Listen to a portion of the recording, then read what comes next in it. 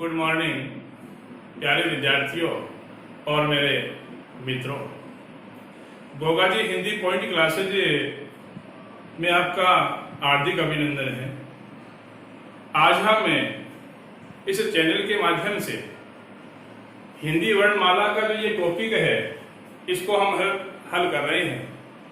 हिंदी वर्णमाला, अब जो ये हिंदी वर्णमाला है इसी के अंदर बहुत इंपॉर्टेंट चीजें आने वाली है। सबसे पहले हम इस हिंदी वर्णमाला में भाषा के बारे में वर्णन करेंगे, उसके बाद में लिपि, उसके बाद में व्याकरण,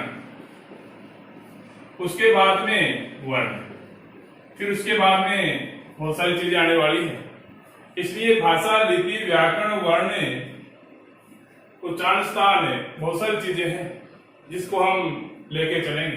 तो सबसे पहले देखो अपने पास से हिंदी वर्णमाला है और हिंदी वर्णमाला में कौन सा टॉपिक आ रहा है? भाषा। अब भाषा किसे कहते हैं ये समस्या आ रही है, तो हम सीधा सा क्या समझे कि परस्पर विचार विनिमय, परस्पर विचार विनिमय के माध्यम को, परस्पर विचार विनिमय के माध्यम को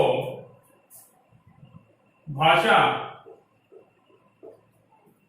कहते हैं। समझे? अब परस्पर विचार विनिमय के माध्यम को क्या कहते हैं? भाषा कहते हैं। परस्पर आपस में दो व्यक्ति हैं, अब दो व्यक्ति आपस में जो वार्तालाप कर रहे हैं तो वो क्या होगी? भाषा होगी। तो परस्पर विचार विनिमय के माध्यम को क्या कहा जाता है? भाषा कहा जाता है। क्या कहा जाता है? भाषा कहा जाता है।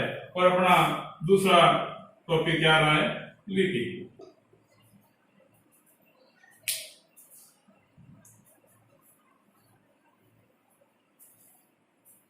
तो देखो विद्यार्थियों मित्रों, लिपि क्या है?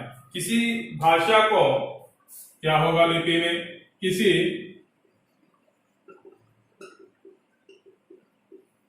भाषा को लिखने का ढंग, किसी भाषा को लिखने का ढंग लिपि कहलाता है। समझे? अब लिपि है तो लिपि के बारे में क्या बताया कि किसी भाषा है, कोई भी भाषा है, उसको लिखने का ढंग, जैसे वर्ड है और मैं लिख रहा हूं तो लिखने का ढंग क्या कहलाता है? लिपि कहलाता है। हिंदी भाषा की लिपि, अब आगे क्या होगा? हिंदी भाषा की लिपि कौन सी है? देवनागरी है। अब देखो विद्यार्थियों मित्रों कि जो अपने पास ये लिपि आ गई और लिपि के बाद में पहले क्या है? भाषा है। तो क्या बताया गया कि हिंदी भाषा की जो लिपि है, हिंदी भाषा है अपने पास, और उस हिंदी भाषा की जो लिपि है उसकी वो कौन सी है? देवनागरी है। अब इस देवनागरी जो लिपि है अपनी, उसकी मुख्य विशेषता क्या है? तो इसकी विशेषताएं निम्न है। इसकी विशेषताएं निम्न है। इसकी विशेषताएं निम्न है। किसकी विशेषता? देवनागरी जो लिपि है इसकी। तो देखो इसकी क्या कौन कौन सी विशेषताएं हैं?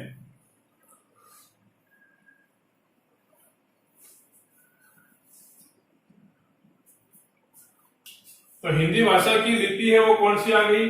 देवनागरी। अब इसकी विशेषताएं कौन कौन सी है? तो पहली विशेषता क्या है? यह बाएं से दाएं लिखी जाती है। क्या समझे? अब बायां भाग ये है, दायां भाग ये है। जो हम इस प्रकार से लिख रहे हैं कि यह बाएं से दाएं लिखी जाती है, इस प्रकार से लिखी जाती है, ये इसकी पहली विशेषता है। और दूसरी कौन सी है? प्रत्येक वर्ण की आकृति समान होती है। क्या है?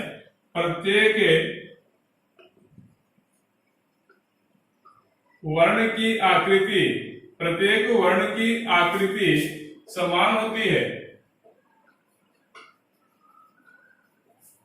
प्रत्येक वर्ण की आकृति समान होती है, जैसे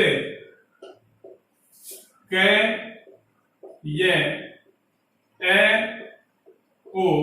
इस प्रकार से इसकी आकृति प्रत्येक वर्ण है, कोई भी वर्ण है तो उस वर्ण की आकृति है वो क्या होगी? समान होगी।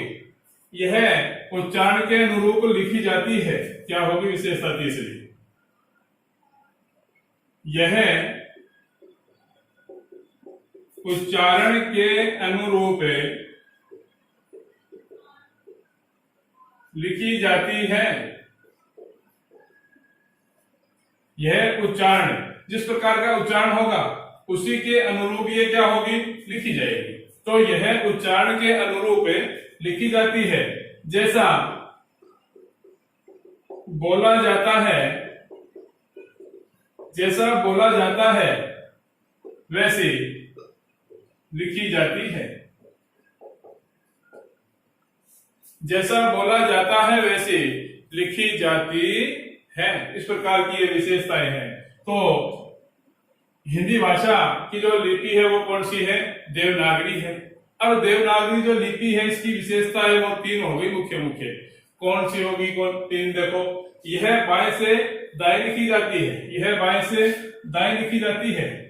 प्रत्येक वर्ण की आकृति समान होती है, जैसे के, ये, इस प्रकार से स्वर और व्यंजनों की जो आकृति है वो क्या होगी? समान होगी। उसके बाद में यह उच्चारण के अनुरूप लिखी जाती है। जैसा बोला जाता है वैसी लिखी जाती है। उसके बाद में अपने पास आता है नया टॉपिक व्याकरण। कौन सा टॉपिक आता है? व्याकरण। अब व्याकरण में क्या होगा कि भाषा को शुद्ध रूप में बोलना, भाषा को शुद्ध रूप में बोलना, लिखना और पढ़ना सीखने की विधा व्याकरण कहलाती है। क्या हुई बोलो? भाषा को शुद्ध रूप में बोलना, लिखना और पढ़ना सीखने की विधा है वो क्या कहलाती है? व्याकरण कहलाती है। तो क्या होगा? परिभाषा क्या है इस व्याकरण की? कि कोई भी भाषा है, उस भाषा को शुद्ध रूप में बोलना, पढ़ना एवं लिखना। भाषा को शुद्ध रूप में बोलना, पढ़ना, लिखना सीखने की विधा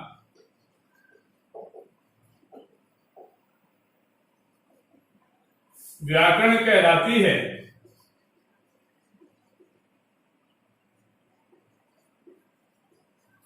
तो इस प्रकार से ये अपनी व्याकरण है, से व्याकरण की परिभाषा हो गई है। क्या परिभाषा है?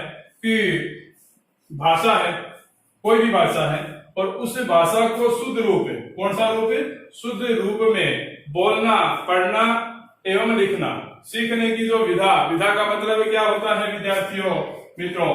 कला, आर्ट।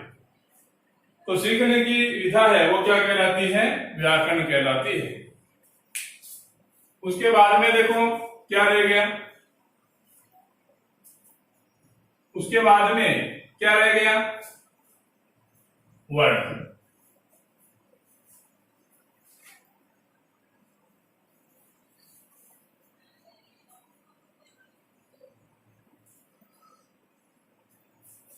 तो वर्ण रह गया। तो वर्ण क्या है? हिंदी भाषा में वर्ण वह मूल ध्वनि है। हिंदी भाषा है अपने पास, और हिंदी भाषा में वर्ण वह मूल ध्वनि है जिसका विभाजन नहीं किया जा सकता। क्या समझे? कि हिंदी भाषा में वर्ण वह मूल ध्वनि है, हिंदी भाषा है अपनी, और हिंदी भाषा में वह वर्ण वह मूल ध्वनि है जिसका विभाजन नहीं किया जा सकता। उसे क्या कहते हैं? वर्ण। और संपूर्ण वर्णों के समूह को, संपूर्ण जो वर्ण है उस संपूर्ण वर्णों के समूह को क्या कहते हैं? वर्णमाला कहते हैं और हिंदी वर्णमाला में 44 वर्ण माने गए हैं। अपने तो ये हिंदी वर्णमाला है, इसमें कितने वर्ण माने गए हैं? 44, जिसमें 11 स्वर होते हैं और 33 व्यंजन है। तो देखो वर्ण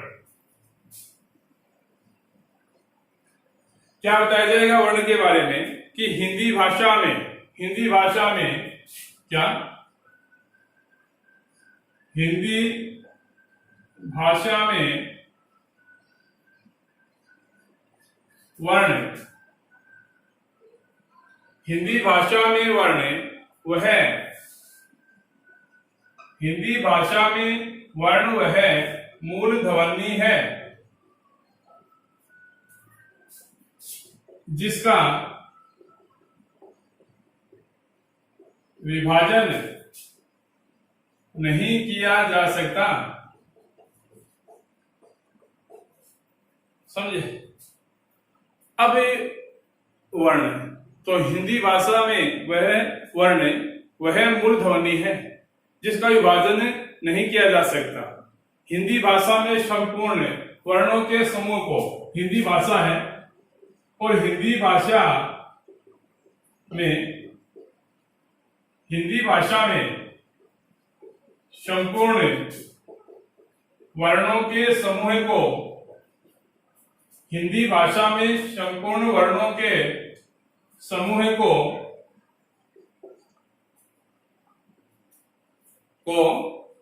वर्णमाला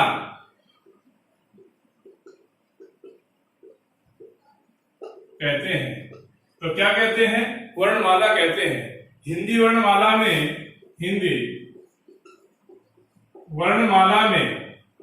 हिंदी वर्णमाला में 11 स्वर और 33 व्यंजन माने गए हैं। इस प्रकार से अपना पहला टॉपिक है जो हिंदी वर्णमाला है, ये चलता रहेगा आगे। इसी प्रकार से आप वीडियो देखते रहें। जय गोगा जी महाराज।